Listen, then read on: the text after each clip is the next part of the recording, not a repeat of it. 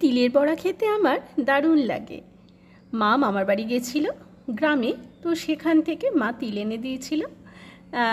ভিজিয়ে ফেললাম তিলটা, আর একটু পেঁয়াজ কুচিয়ে নিলাম, একটু কাঁচা লঙ্কা কুচিয়ে নিলাম।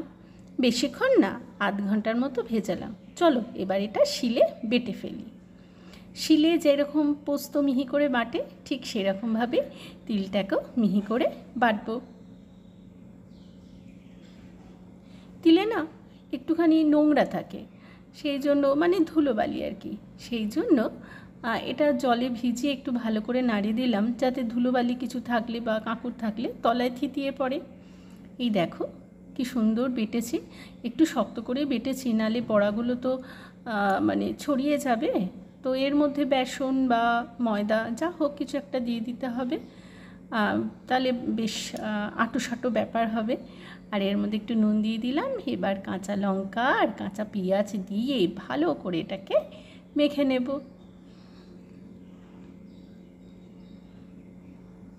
ব্যাস, চলো এবার এটাকে মেখে নিই।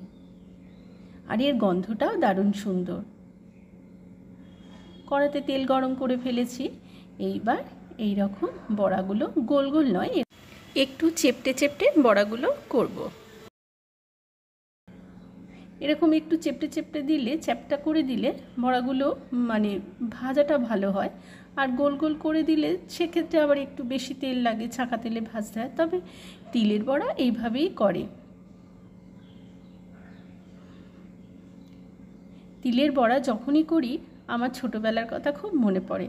ছোটোবেলা যখন মামার বাড়ি যেতাম, দিদিমাও এইরকমভাবে বানিয়ে দিত।